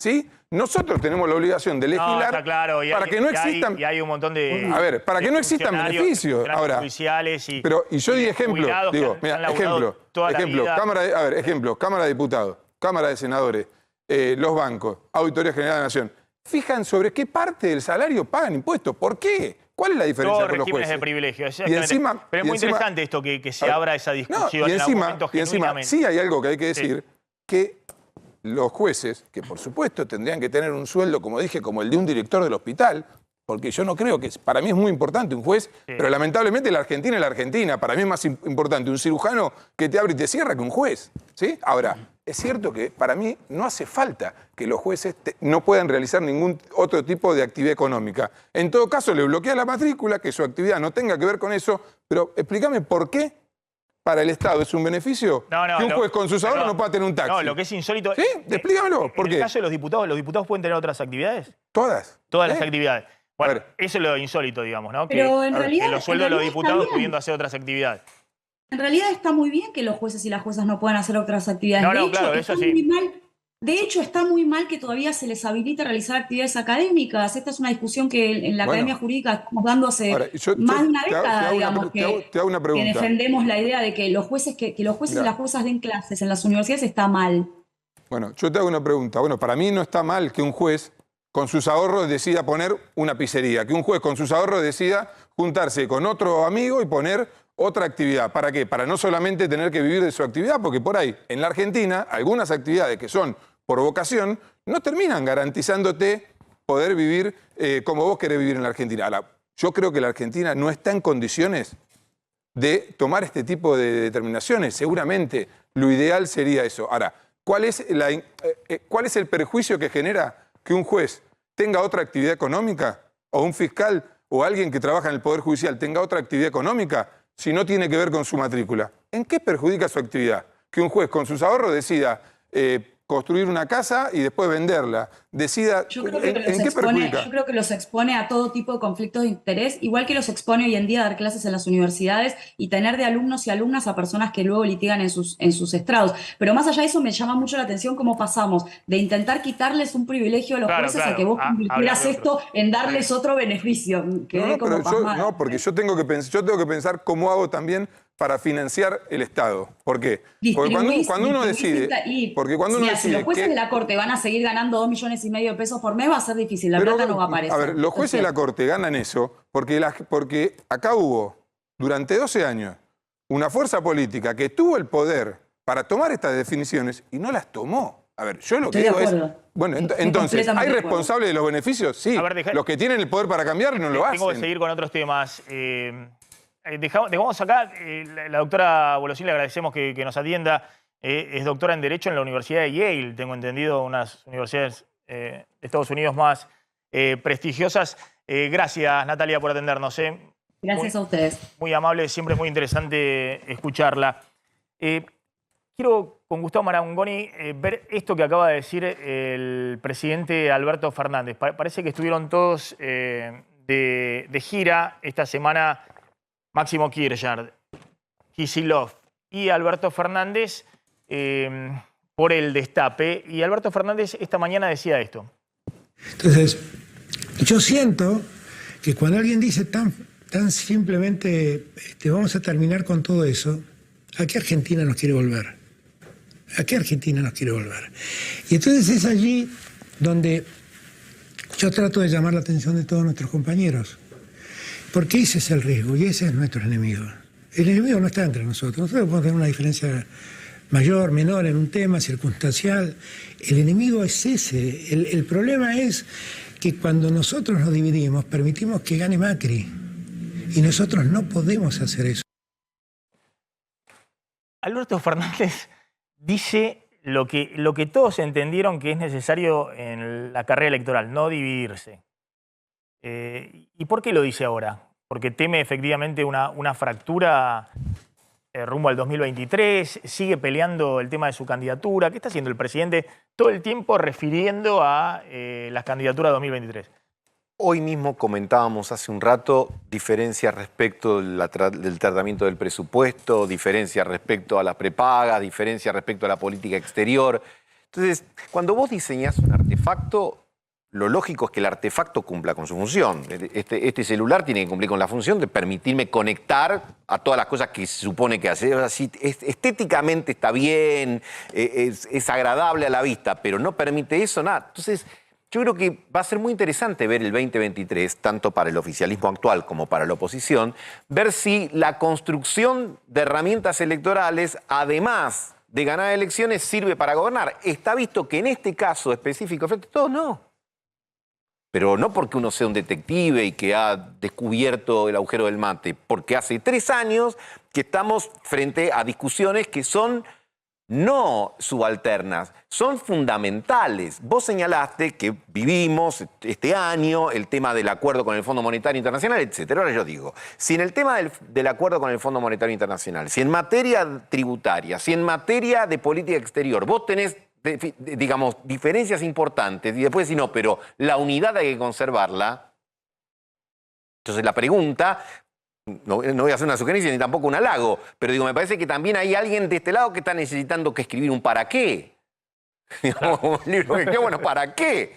Porque vos me decís, fue fenómeno, queremos estar juntos, ¿para qué? Si después estás discutiendo sobre todo, pero además eso tiene una enorme traducción en el proceso de toma de decisiones cotidiana de la administración pública, porque que haya diferencia, chocolate por la noticia, está bien, nadie espera ya a esta altura del partido en el siglo XXI gobierno monolítico donde no se permitan los matices. Pero una cosa es tener matices y la otra es que uno se quieran ir de vacaciones a Mar del Plata en verano y los otros se quieran ir a Bariloche en invierno. Bueno, ya no son matices. Ahora, ¿no crees que hay algo muy interesante en la Argentina que es lo que ha permitido que todos esperen las elecciones para castigar a los gobiernos sin tener quiebres institucionales o conflictos sociales como hubo, por ejemplo, en Chile, crisis institucional en Perú, en Colombia? Y acá lo que existe es que hasta ahora había 2 fuerzas bien identificadas por el temor al otro, digamos, o el espanto al otro. El discurso del kirchnerismo, miren que si nos dividimos gana Macri, lo que acaba de decir Alberto Fernández. El de Juntos por el Cambio, miren que se queda Cristina o vuelve Cristina. Ahora aparece Milei con un discurso también duro. Miren, esto es la casta y parece que está teniendo casi 20%, puede tener hasta 1/3. Entonces, como los argentinos creen en una figura providencial, ¿no? Creen o Milei que te va a solucionar todo, o Macri, o los que votan a Cristina. Y eso lo que permite es que, bueno, que por lo menos votamos cada 2 años y no hay quiebre. No te permite gobernar, es decir, todos fracasan. No te permite gobernar, pero permite que la Argentina tenga estabilidad institucional, digamos. Yo no sé cómo se compra el buzón. Pero eso es una herramienta... No sé cómo los argentinos están comprando el buzón de que esto lo arregla o Milei, o lo arregla Macri, o en realidad lo arregla Cristina. Pero la mayoría hace eso. Se compra el buzón. Un gobierno o una coalición para gobernar es una herramienta, no es un fin en sí mismo. A mí me pasa con otros colegas politólogos que dicen, no, bueno, porque la Argentina tiene organizada la oferta en 2 coaliciones. Sí. Bueno, está bien, eso te sirve para organizar, pero si no te lleva a ningún lado claro. O te lleva a lugares indeseados, entonces no es un mérito en sí. A ver, que es mejor tener la oferta organizada y no múltiple, pero tampoco está tan organizada. No, pero además ninguna de las 2 coaliciones tiene un esquema para pensar cómo gobernar, digamos, ni antes ni... O sea, tanto el Frente de Todos fracasó antes Cambiemos, ¿no? A eso voy al elemento adicional. Yo digo, tenés un problema severo de liderazgo, que no solo le pusimos el nombre de presidencialismo de coalición a algo que técnicamente no es una coalición. Alguna vez lo hablamos aquí. El Frente de Todos no es una coalición, es un intento de reunificar al peronismo que fracasó porque no tiene una conducción nítida. Y Juntos por el Cambio también tiene discusiones que a la vista de lo que estamos presenciando no son menores. Entre algunos que te dicen que hay que privilegiar, digamos, la transformación a todo lo que dé, y que el consenso en todo caso vendrá después, y otros te dicen, no, primero el consenso y después la transformación. Entonces, va a ser interesante el año que viene ver cómo se van administrando estas cuestiones para que a quien le toque gobernar a partir del 10 de diciembre del 2023 no le devuelva a la sociedad lo que se supone que la sociedad te da para que resuelva. Si no, ese espejito vuelve, como decíamos cuando éramos chiquitos y jugábamos a la figurita. Digamos, no. Es decir...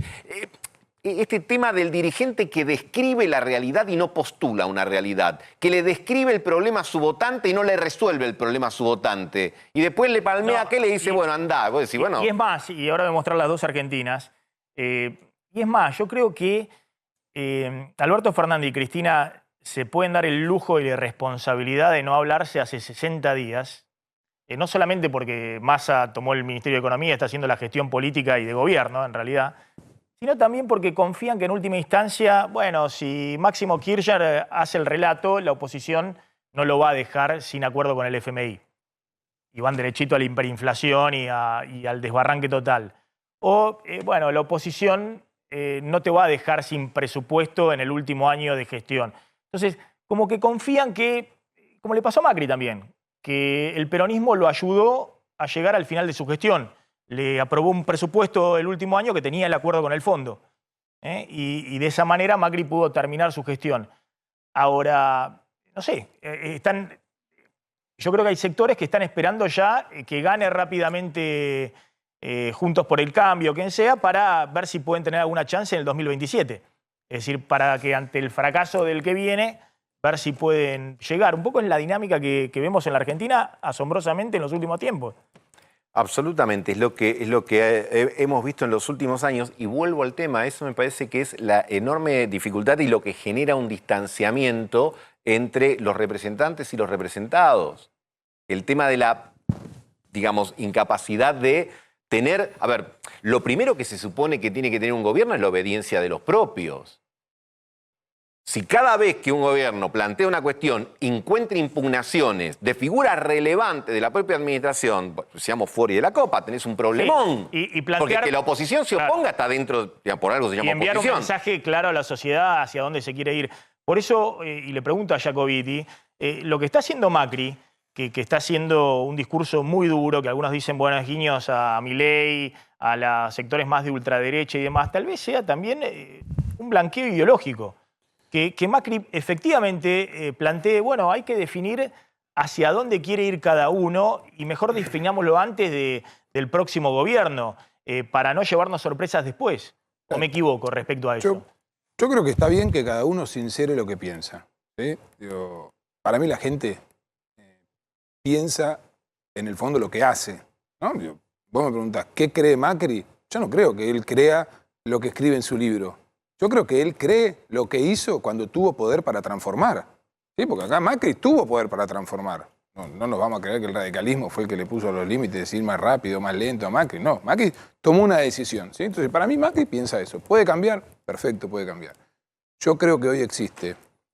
Y ahí es donde difiero en algo con Gustavo. Yo creo que el problema lo tienen los gobiernos cuando se juntan y no tienen un plan o un programa de hacia dónde ir. Yo creo que si vos te juntás, y hoy me consta que dentro de Juntos por el Cambio, que más allá de las diferencias que tiene, es una oposición que se mantuvo unida. Con el peronismo enfrente se mantuvo unida, ganó las elecciones y hoy todavía sigue así y tiene una regla para sacar las diferencias. Por eso creo que se acerca más a una coalición que a un movimiento.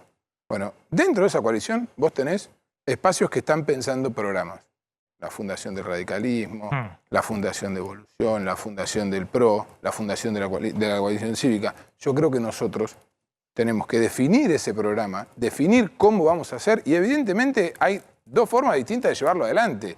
Hay unos que plantean, hay que hacer un ajuste el primer día del 8%. Bueno, nosotros no creemos que la Argentina se gobierna con mitades. ¿Sí? ¿Por qué? Porque una Argentina donde vos tenés una mitad, ganás por uno y tomás una decisión, no seduce a nadie. Para nosotros es más importante ganar con un programa, convocar al resto, ¿sí? A llevar adelante durante una cantidad de tiempo medidas que seguramente van a ser menos traumáticas, pero se van a poder garantizar más a lo largo del tiempo. Y si vos me preguntás, yo me toca hablar con empresarios, me toca hablar con académicos, todo el mundo prefiere eso. Nadie prefiere un gobierno que gane por uno, que diga todo lo que va a hacer y que después venga a los 2 años pierda porque no lo pudo llevar adelante.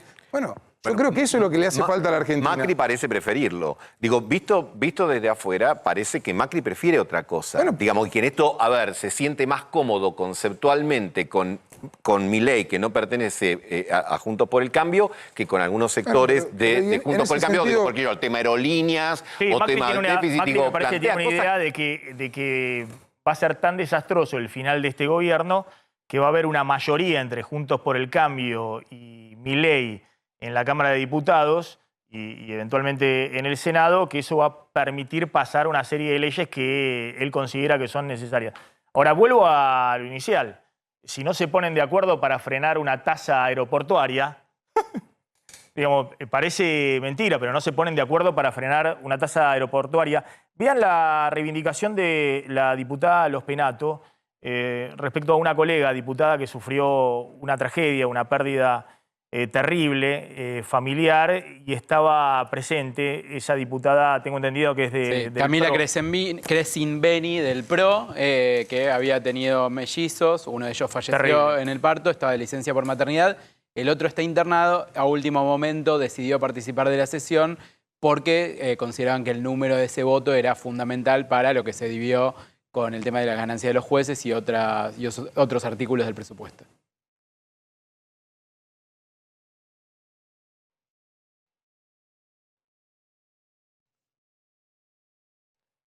Bueno, ahora lo vamos a ver. Lo otro que también quería mostrar es cómo la diputada Vanessa Ziley, del propio bloque del Frente de Todos, ahora lo vas a contar Pablo, critica el tema del propio proyecto del oficialismo de ganancias a los jueces. Pero veamos el homenaje que pide la diputada Los Penato a su colega. Quiero pedirles un minuto más. Un minuto nada más. Le quiero dar la palabra a la diputada Los Penato. Una cuestión que no tiene que ver con el presupuesto. Le pido, diputado Leiva, ahora déjeme un segundo. Un segundo. Gracias, presidenta. Es solamente un minuto. Es solamente un minuto. La verdad es que queríamos agradecerle y también contarles que la diputada Camila Crescimbeni, que hace menos de un mes perdió un hijo, que está en licencia por maternidad de su otro bebé, que está internado, vino hoy a cumplir con su función. Mientras muchos diputados se fueran a dormir, la diputada Camila Crescimbeni vino a cumplir con su función y era simplemente eso, nada más.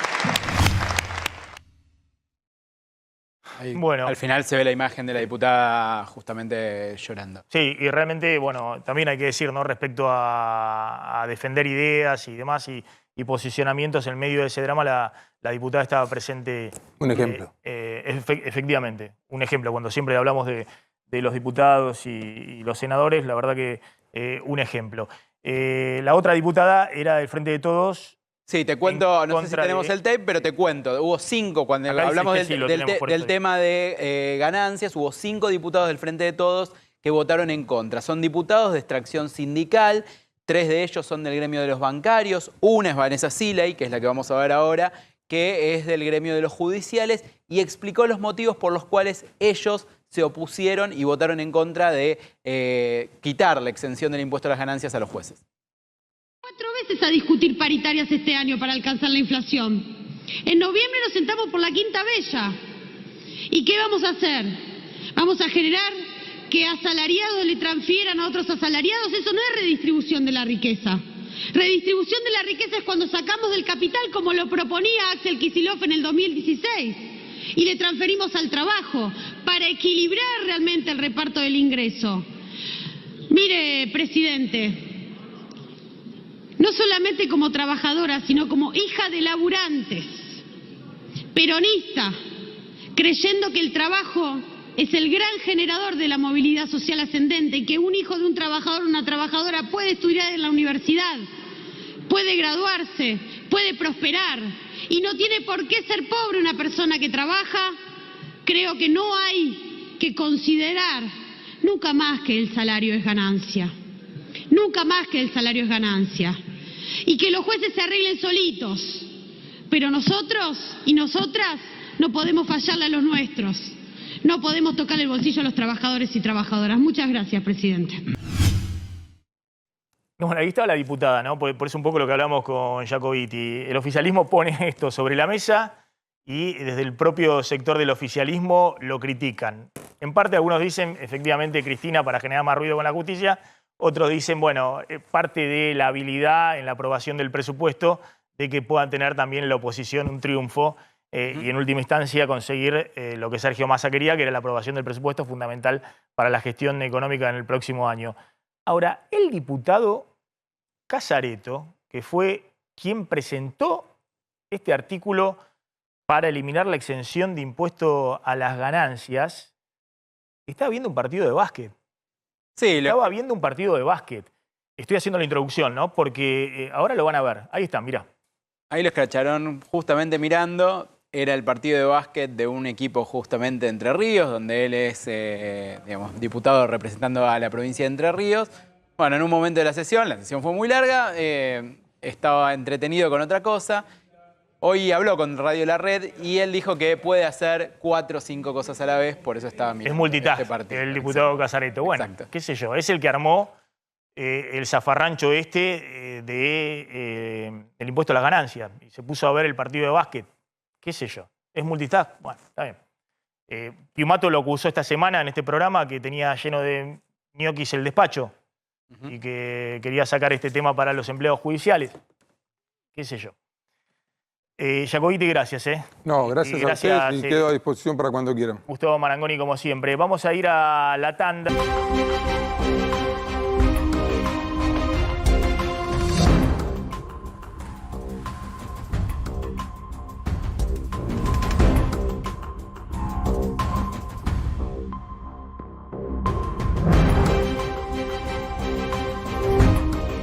Vamos a ir a Brasil porque sigue estando muy caliente el tema en Brasil. Este domingo hay elecciones y obviamente las encuestas siguen marcando una alta incertidumbre. La mayoría de las encuestas da a favor a Lula, pero ojo que Bolsonaro ha recuperado y nadie sabe bien qué puede ocurrir porque, entre otras cosas, las encuestas ya han mostrado que fallaron en la última elección. Hay una discusión fuerte respecto al balotaje este domingo. Sí, hay que ver cómo va a seguir la situación. En las últimas encuestas, como vos decís, viene creciendo la figura de Bolsonaro. Pero la verdad es que hoy por hoy, ni en Brasil ni en otros lugares del mundo se confía demasiado en estas encuestas, más que nada por la paridad que hay, porque recordamos que cualquier encuesta tiene un margen de error de un 3%, que en este momento, te diría, estamos casi en un empate técnico. Por eso hay mucha expectativa sobre lo que puede pasar este domingo, porque además tiene una incidencia regional, más allá de lo que obviamente le importa a Brasil, pero la incidencia regional de lo que puede pasar en la elección de Brasil es realmente muy fuerte, especialmente pensando en la Argentina, donde especialmente el oficialismo está mirando muy atento a ver si Lula efectivamente puede quedarse con la presidencia de Brasil. El otro tema tiene que ver con este tuit que esta mañana, 2 tuits de Cristina Fernández de Kirchner, advirtiendo al gobierno que era inaceptable el aumento autorizado a la medicina prepaga, el último aumento de fin de año. Cristina tuiteó textualmente una advertencia directo al gobierno respecto al aumento de la medicina prepaga. Respecto a los aumentos, estoy buscando el tuit de Cristina. Salió a contestarle Claudio Velocopit, el dueño de Swiss Medical y presidente de la Unión de Argentina de la Salud. Fíjense que no sale nadie del gobierno. Sale Velocopit, que dijo que no es cierto que las prepagadas estén aumentando más que la inflación. ¿Qué es lo que sucede? Efectivamente, con el último aumento, el aumento, dice la vicepresidenta, con el último aumento de 13,8%, tuiteó Cristina, esta vez de 2 dígitos, el gobierno autorizó a las empresas de medicina prepaga y que de esta manera suman 114% de aumento otorgado, o sea, más de un 20% sobre la inflación anualizada. Resulta francamente inaceptable el aumento, dijo la vicepresidenta. El planteo, claro, de las empresas de medicina prepaga es que si se toma del inicio del gobierno de Alberto Fernández, la inflación ha sido mayor que los aumentos de las prepagas, porque ha sido otra de las tarifas que estuvieron pisadas durante los 2 primeros años y que empezaron a descongelarse después. Entonces, desde el principio del gobierno de Alberto Fernández, la inflación fue 173,9%, dice Velocopit, y la inflación fue el 221,5%. Desde que asumió la administración de Alberto Fernández hasta el mes de agosto, la cuota de la medicina prepaga aumentó el 173,9% y la inflación fue del 21,5%. Es decir, están recuperando rápidamente, desde que el gobierno dejó de pisar los precios de todos los sectores, el atraso que tenían desde el punto de vista tarifario como ha ocurrido también con otros precios. Y en particular el atraso del año pasado, que fue el año electoral, donde también hubo un freno importante respecto a la inflación. Pero lo sorprendente es que, bueno, el mensaje de Cristina es al gobierno. Y del gobierno no sale nadie a contestar, a decir nada. ¿Está Marta Bruno ya en comunicación? Vamos a ir a la tanda entonces.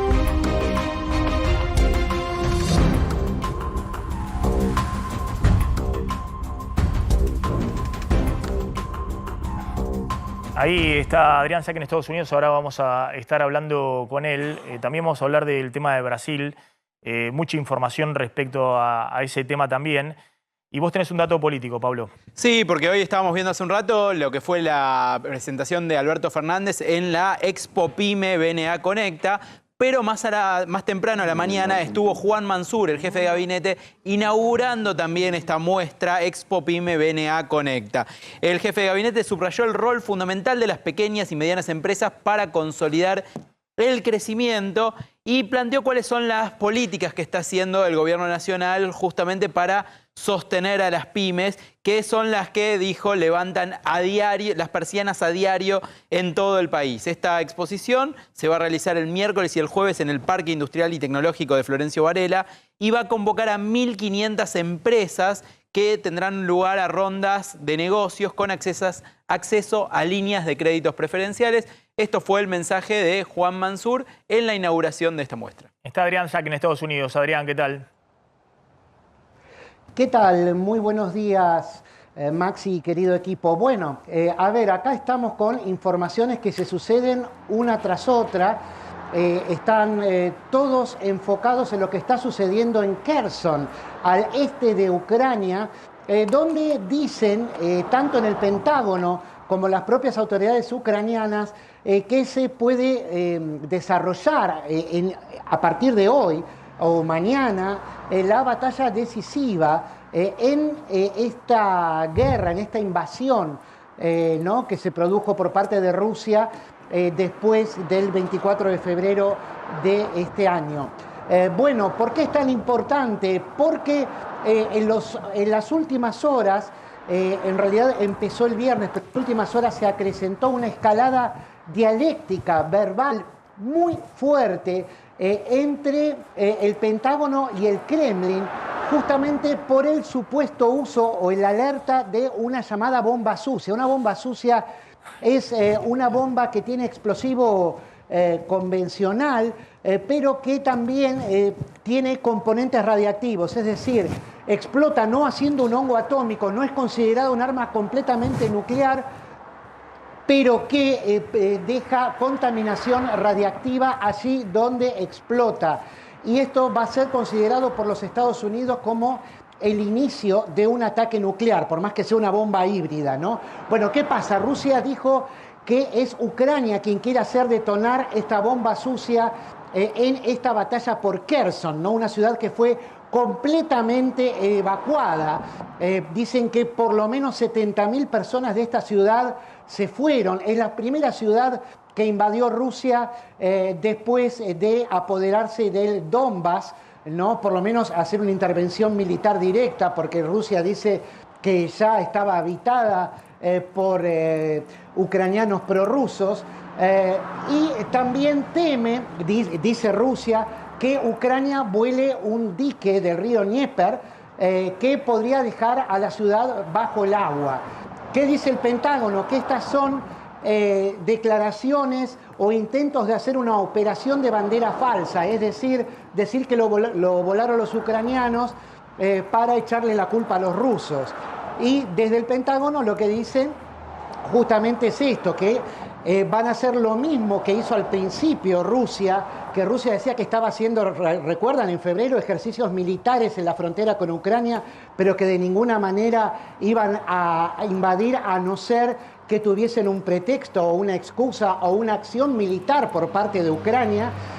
Lo que, bueno, finalmente sucedió fue que Rusia invadió sin provocación alguna y, bueno, hizo antes esta operación de bandera falsa. Bueno, ahora lo más preocupante es qué pasa con esto de la bomba sucia, ¿no? De la bomba híbrida entre convencional y nuclear, que temen una escalada que sea imposible de desescalar. Entonces, bueno, ¿qué pasó? Evacuaron 70.000 personas.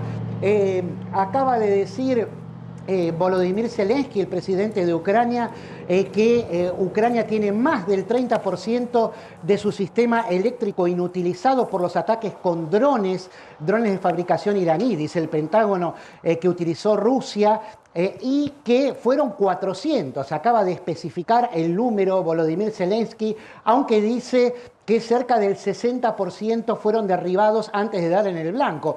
Una información que es difícil de entender porque tuvo una alta efectividad en cuanto a dejar a la población civil ucraniana sin luz. Entonces, estamos todos muy atentos a lo que está pasando ahí, en Kherson, en esta gran ciudad, una de las más pobladas de Ucrania, que, como les decía recién, fue completamente evacuada y que ahora está ocupada bajo ley marcial, ¿no? Por las fuerzas rusas, que dice que fueron reforzadas con conscriptos y con fuerzas especiales. Reconoce Ucrania que va a ser una batalla muy dura y que en realidad ya empezó a haber escaramuzas alrededor de Kherson, enfrentamientos, y bueno, están los ojos. Bueno, ahí estaba Adrián Saque en Estados Unidos. Gracias, Adrián. Y está Marta Bruno en Río de Janeiro. Marta, ¿qué tal? ¿Cómo estás? ¿Cómo estás, Maxi? Gracias por la invitación una vez Bueno, más. ¿cómo viene la elección para el domingo, el balotaje Lula-Bolsonaro? Tenemos un viernes clave porque el viernes vamos a tener el último debate en la televisión, que va a ser transmitido por Globo, la cadena de comunicación más grande de Brasil. Y el expresidente Lula hace hoy su último acto de campaña en la ciudad de São Paulo. Bolsonaro sigue en campaña todos los días porque Lula hoy y mañana y el viernes también va a estar preparándose para el debate. Bolsonaro no, sigue en las calles y este encuentro va a ser clave, sobre todo para decidir el voto de aquellos que no eligieron todavía si van por Lula o por Bolsonaro, que son más o menos unos 5%. Los dos, Lula y Bolsonaro, están con tan solo entre 4 y 5% de distancia según las encuestadoras. Es decir, hay 4 o 5 puntos de diferencia, una diferencia que puede obviamente significar el triunfo de Lula, pero también hay que ver, ¿no? Porque eso marcan las encuestas, no está muy lejos del margen de error. No, exactamente. Y en algunas ciudades, en algunos estados claves, como por acá en Río de Janeiro, de donde les hablo, y también en Minas Gerais, se ve un crecimiento del presidente Bolsonaro, pese a todos los hechos que pasaron en la campaña de la segunda vuelta, escándalos, un aliado, de hecho, un exdiputado de Brasil que atiró en contra de policías federales el último domingo, un gran aliado de Bolsonaro, el episodio con las migrantes venezolanas. Sin embargo, se ve que el presidente Bolsonaro tiene ahí un margen de apoyo importante, que estaba creciendo, su crecimiento ahora se estancó un poco, pero sigue ahí bastante cerca del expresidente Lula. Vamos a tener todavía algunas encuestas, incluso hasta el próximo sábado, a la víspera de las elecciones. Marta, gracias, muy amable. Ahí está Marta Bruno desde Brasil y está Moyano frente al Ministerio de Trabajo. ¿Por qué está Moyano frente al Ministerio de Trabajo? Mira, apareció Hugo Moyano, apareció, no estaba previsto esto. Está en el Ministerio de Trabajo porque empieza una nueva paritaria de camioneros. Había pasado un cuarto intermedio. Recordamos que Pablo Moyano venía pidiendo que haya un aumento del 131%. Y la patronal le daba apenas un 84%. Estamos en el medio de estas negociaciones. El trabajador camionero de toda la actividad nuestra. No quieren reconocer el esfuerzo y sacrificio que han hecho durante toda la pandemia. No quieren reconocer que hemos perdido cientos de trabajadores, miles de familias de trabajadores. Han hecho un sacrificio bárbaro y nunca dejaron de trabajar. Y hoy se niegan a darle la verdad. Seguramente no escucha a los que sabemos la verdad de todo esto y escucha a los que se lo pasan diciendo mentiras, como la señora Areto, ¿cómo es? Arieto. Claro, me parece que Moyano aparece acá, más allá de la paritaria de camioneros, dando el tema del impulso, este 130% que está pidiendo el sector y de alguna manera contradiciendo a la ministra de Trabajo, Kelly Olmos, que había dicho que, bueno, que era excesivo.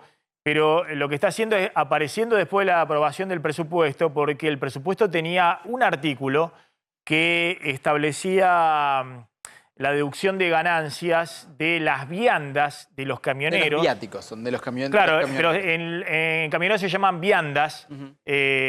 Hay otros sectores que tienen efectivamente la posibilidad de deducir viáticos, pero en camioneros se llaman viandas y eso no estaba con la posibilidad de deducirlo del impuesto de ganancias.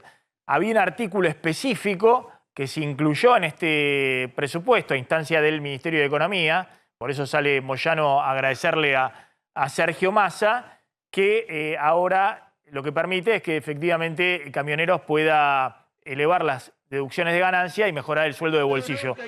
Ha habido distintas estimaciones de cuánto cuesta este artículo, distintos números que han lanzado desde la oposición, pero bueno, finalmente ese artículo fue aprobado. Sí, se aprobó con lo justo porque había muchas disidencias, pero consiguió el voto de...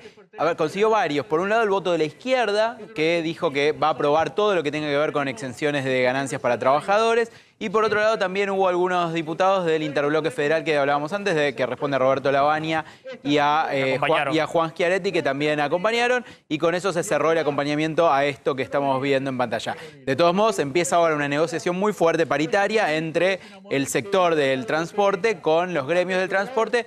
Vamos a ver hasta cuándo llega. Hay tiempo hasta noviembre, porque es la paritaria que arranca en noviembre. Nos estamos retirando. Gracias a la gente de Varonil que siempre me acompaña ahí en Corrientes 22238, Armando Fleider. Y ya llegan Mariana y Roberto. Te has cortado el pelo. Ay, sí, te Muy bien que cortaste te el queda. pelo. Mirá cómo me cuenta cómo te has cortado el pelo, ¿viste? Mirá. Ahí está. Sí, sí. Tenés un poquito de frizz, lo único. Ahora una sí, cosita. las canas generan eso. ¿Quién te maneja tu sobre cara? todo Yo también tengo cuando frizz, nadie me lo tengo deja. canas. ¿Te lo cortás vos solo el pelo? Qué atrevido.